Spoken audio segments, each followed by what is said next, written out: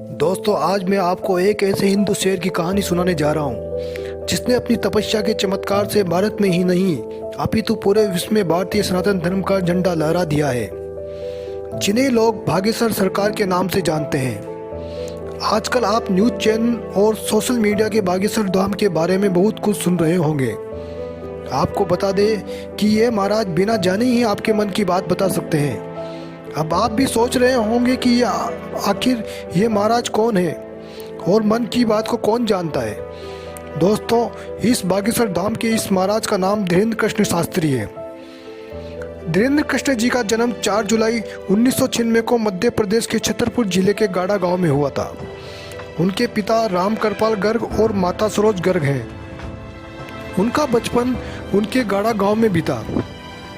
उन्होंने अपने दादा भगवान दास से रामायण और भागवत का ज्ञान अपने जीवन में लिया था। सबसे पहले धीरेन्द्र ने अपने दादाजी से सीखना शुरू किया। धीरेन्द्र कृष्ण जी का परिवार बहुत गरीब था। धीरेन्द्र ने कड़ी मेहनत से रामायण और भागवत का ज्ञान प्राप्त किया और फिर हनुमान जी के मंदिर में जाकर ध्यान करने लगे।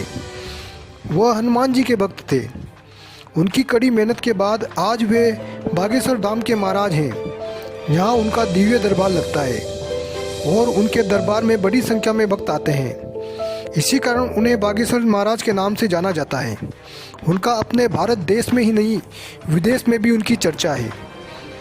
महाराज धीरेन्द्र कृष्ण जी ने बचपन से ही अपना जीवन गरीबी में बिताया है। अपनी गरीबी को दूर करने के लिए उन्होंने काफ़ी संघर्ष करना पड़ा है।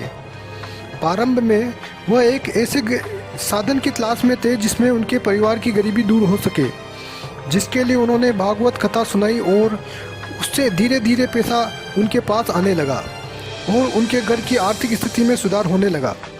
जिसके बाद लोग भी उनकी कहानियाँ सुनने लगे और धीरे धीरे लोग भी उनके पास जाने लगे और उन्हें जानने लगे। फिर अलग अलग जगहों पर जाने लगे और कहानियाँ सुनाना शुरू कर दिया। वे आज भागवत कथा भी करते हैं, श्री राम कथा भी करते हैं।